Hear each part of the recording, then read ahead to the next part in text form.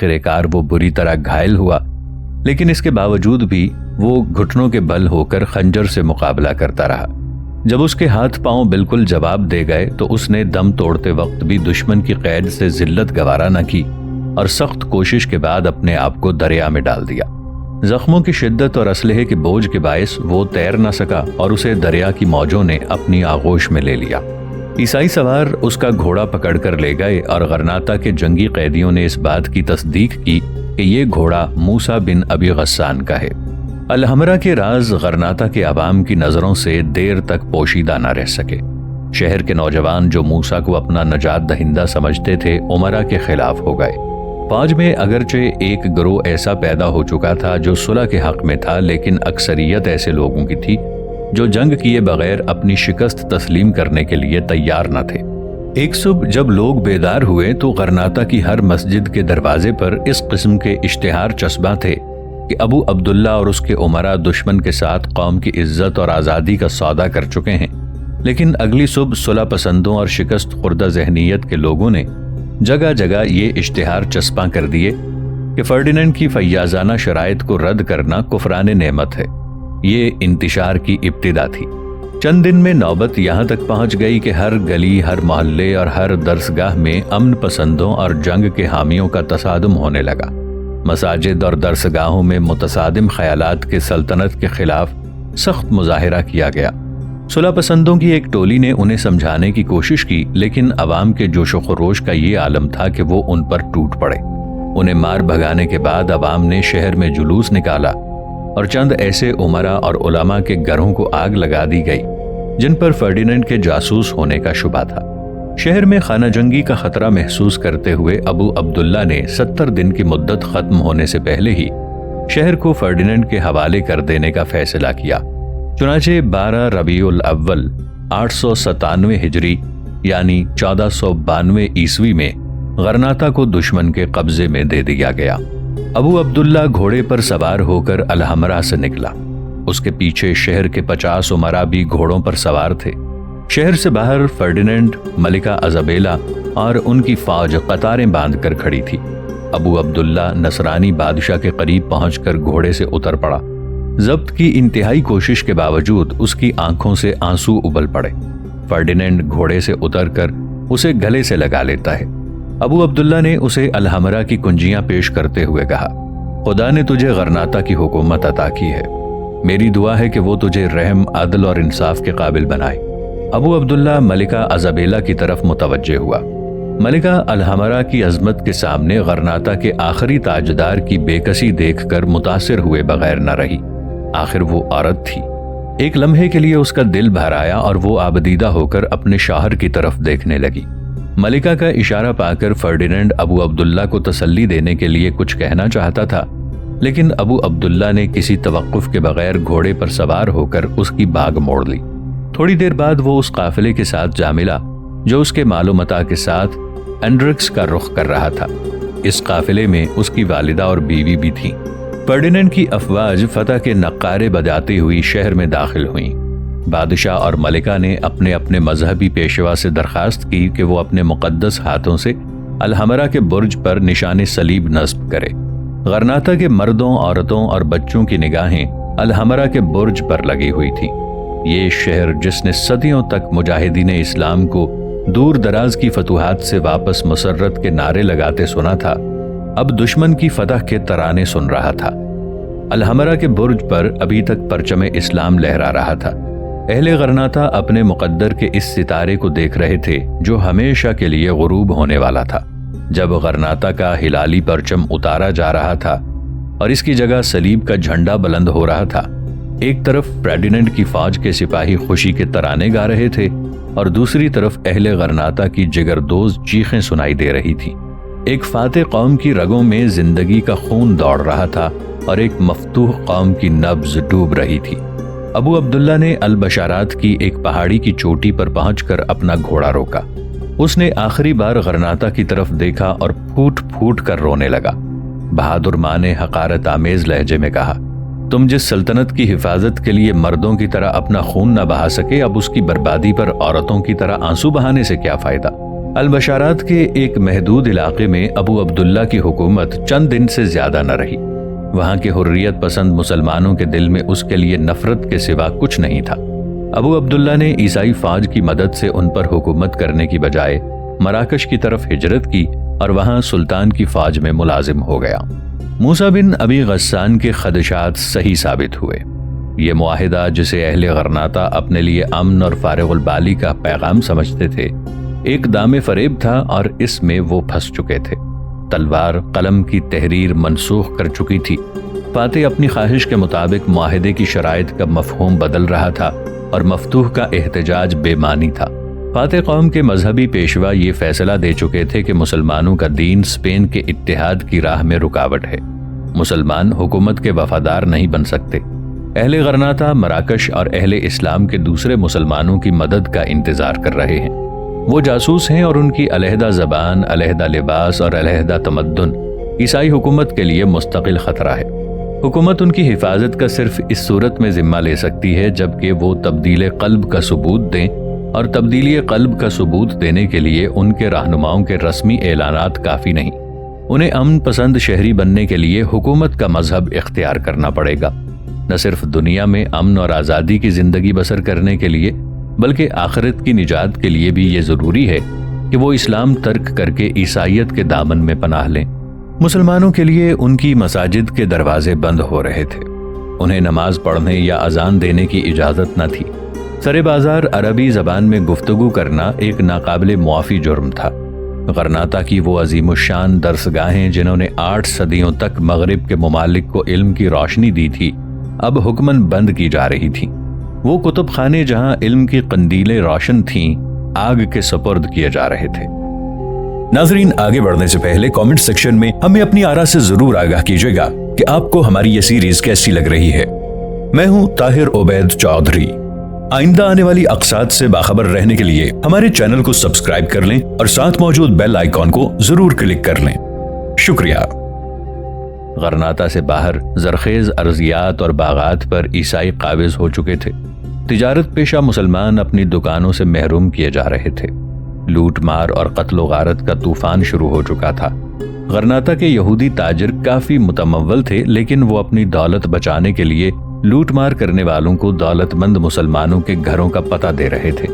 وہ حکومت کے عمال کے پاس تھوڑے بہت تحائف لے جاتے اور لوٹ مار کے لیے ان کی توجہ مسلمانوں کی طرف مبذول کراتے۔ یہ صرف ابتدا تھی۔ ہر نئی صبح غرناطہ کے مسلمانوں کے لیے ایک نئی مصیبت کا پیغام لے کر آتی تھی، اور ہر شام آفتاب کی آخری نگاہیں ان کے چہروں پر مایوسی اور بے بسی میں ایک نیا اضافہ دیکھتی تھی۔ اہل غرناطہ زبان حال سے یہ کہہ رہے تھے، اب کیا ہوگا؟ اب ہم کیا کریں گے؟ اب ہم کیا کر سکتے ہیں؟ جبل شلیر کی ایک وادی، سرحدی فوج کے علاوہ تمام ان پہاڑی قبائل کے رہنما جمع تھے جو غرناطہ چھن جانے کے بعد عقاب کی وادی کو اپنا آخری حصار سمجھ چکے تھے۔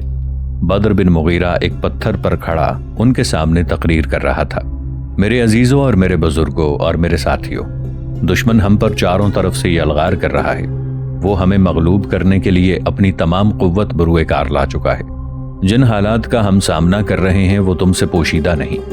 میں ان حالات میں تمہارے ساتھ صرف ایک وعدہ کر سکتا ہوں، اور وہ یہ ہے کہ اگر تم عزت اور آزادی کی زندگی حاصل نہ کر سکے تو بھی عزت کی موت کا دروازہ تمہارے لیے بند نہیں ہوگا۔ اگر تم نے مجھے اپنا رہنما بنایا ہے تو تمہارے لیے میرا پیغام یہ ہے کہ تمہارے مقدر میں آزادی کی زندگی یا عزت کی موت ہے، غلامی کی زندگی یا ذلت کی موت نہیں۔ یہ قانون فطرت ہے کہ اس دنیا میں جو پیدا ہوتا ہے وہ ایک دن ضرور مرتا ہے۔ اگر دنیا کی زندگی کا انجام موت ہے تو اس سے کیا فرق پڑتا ہے کہ ہم ایک لمحے کے لیے زندہ رہیں یا ایک صدی تک زندہ رہیں؟ مرنے والے کی قبر سے دنیا صرف یہ پوچھا کرتی ہے کہ تم زندہ رہے تو کس شان سے زندہ رہے، اور تم مرے تو کس آن سے مرے۔ مجھے اس بات پر ناز ہے کہ جب میں اس سرزمین پر اپنے اسلاف کی قبریں دیکھتا ہوں تو مجھے ندامت سے اپنا سر جھکانا نہیں پڑتا۔ تاریخ شاہد ہے کہ انہوں نے کسی وقت بھی عزت کا دامن چھوڑ کر ذلت کی زندگی کا دامن نہیں پکڑا۔ انہوں نے عزت کی موت کے راستے سے بھٹک کر ذلت کی زندگی کے دروازے پر دستک نہیں دی، اور اپنے اسلاف کی طرح مجھے بھی یہ گوارا نہیں کہ آنے والی نسلیں میری قبر کو حقارت کی نظر سے دیکھیں۔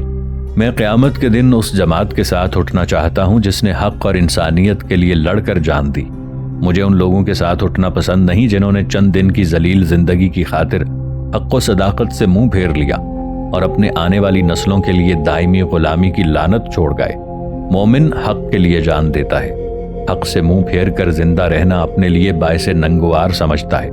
ہم تعداد میں بہت تھوڑے ہیں، ہمارے ذرائع محدود، اور وہ دن یاد کرو جب کہ حق پرستوں کی ایک مٹھی بھر جماعت نے اپنے پیٹ پر پتھر باندھ کر قیصر و کسریٰ کی سطوت کے پرچم سرنگوں کر دیے تھے۔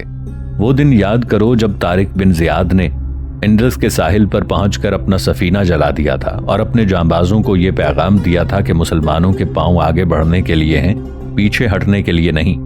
ہماری جنگ وحشت اور بربریت کے خلاف انسانیت کی بغاوت ہے، یہ اصول کی جنگ ہے۔ اگر ہم لڑتے ہوئے ختم ہو جائیں تو بھی ہمارا مقصد زندہ رہے گا۔ انسانیت ہر دور میں وحشت کے خلاف آواز بلند کرتی رہے گی۔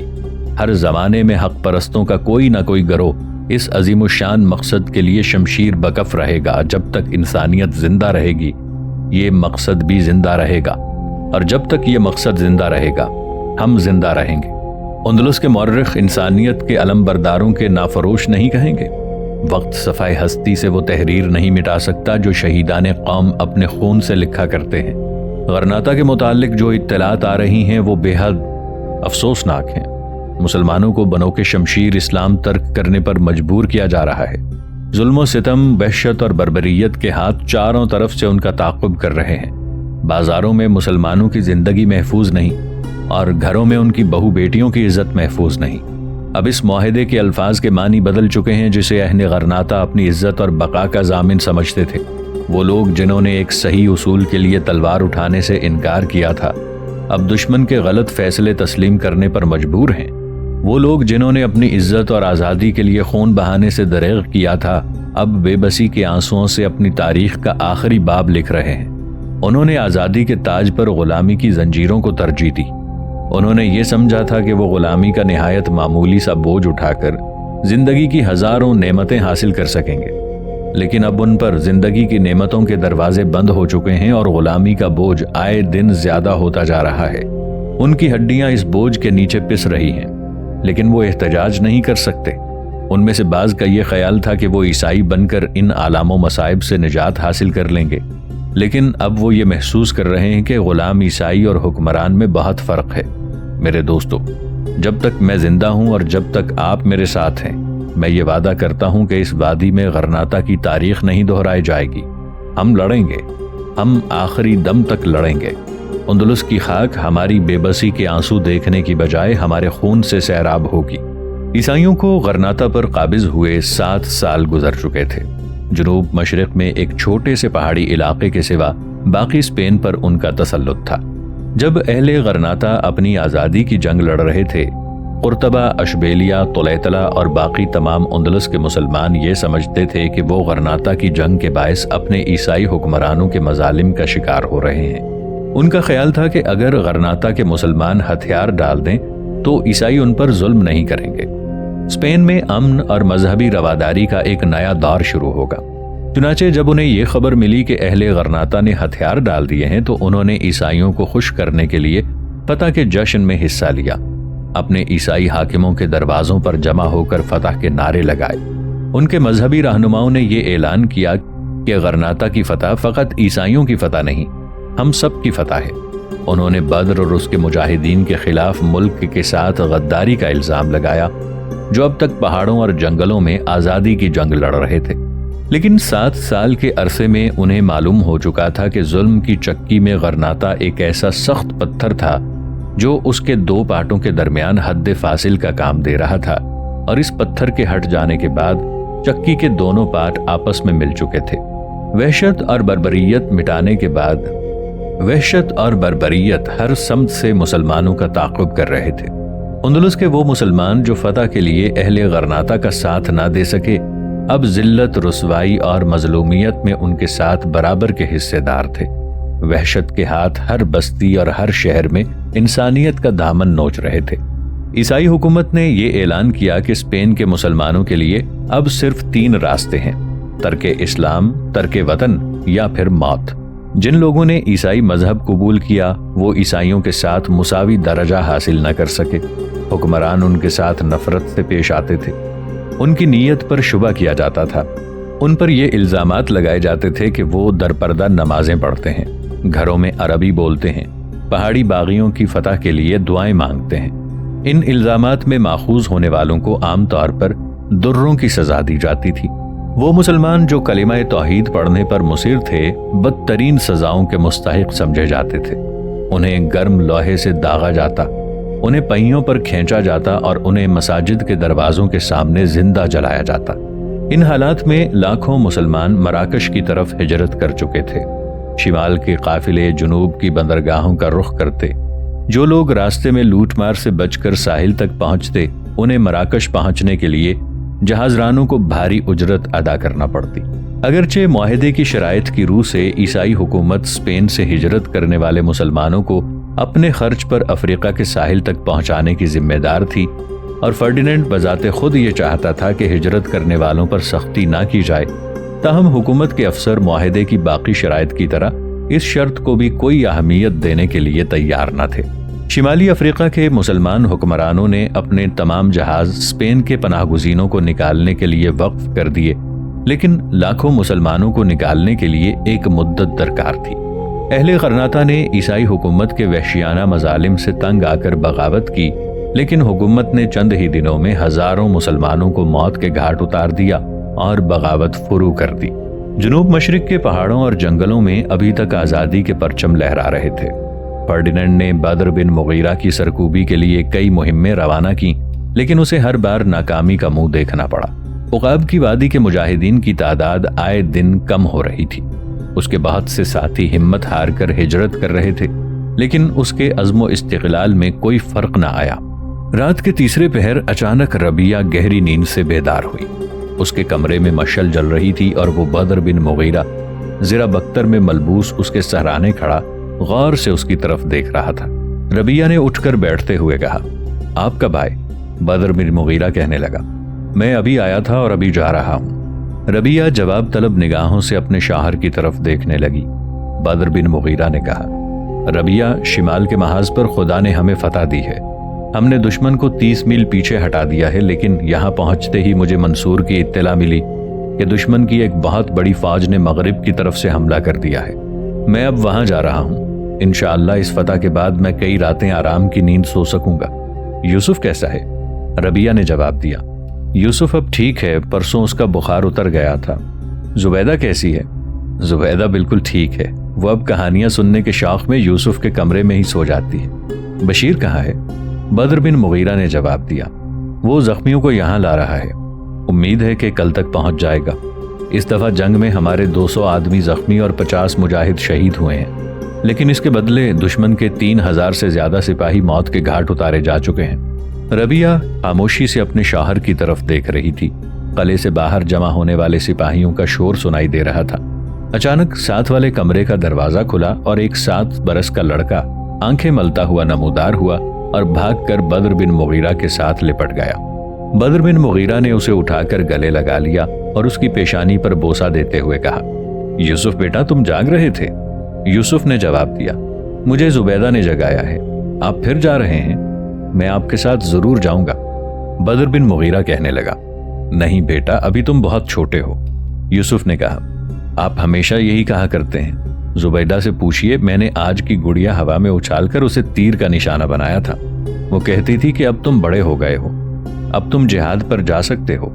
بدر کہنے لگا، نہیں بیٹا، ابھی تمہارے ننھے ننھے ہاتھ تلوار اور نیزہ اٹھانے کے قابل نہیں۔ تم ابھی تک ننھی سی کمان کے ساتھ کھیلتے ہو۔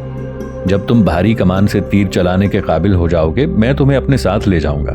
ابھی تمہیں اپنی ماں کے ساتھ رہنا چاہیے۔ یوسف کہنے لگا، لیکن ابا جان، جب تک میں بڑا ہوں گا یہ جنگ تو ختم نہیں ہو جائے گی۔ بدر بن مغیرہ نے کہا، بیٹا، کفر اور اسلام کی جنگ کبھی ختم نہیں ہوتی۔ جب تک ایک مسلمان بھی باقی ہے یہ جنگ جاری رہے گی۔ زبیدہ، جس کی عمر کوئی 6 برس تھی، دروازے کے پیچھے کھڑی ان کی باتیں سنتی رہی۔ بالآخر جھجکتی ہوئی کمرے میں داخل ہوئی۔ بدر بن مغیرہ نے یوسف کو اتار کر اسے گلے لگا لیا۔ زبیدہ نے کہا، میرے ابا جان کیوں نہیں آئے؟ بدر نے جواب دیا، بیٹی وہ کل آ جائیں گے۔ یوسف بدر بن مغیرہ کا بیٹا تھا اور زبیدہ بشیر بن حسن کی بیٹی تھی۔ ان بچوں کے ساتھ تھوڑی دیر باتیں کرنے کے بعد بدر بن مغیرہ انہیں دوسرے کمرے میں چھوڑ آیا اور وہ بادل ناخواستہ اپنے اپنے بستر پر لیٹ گئے۔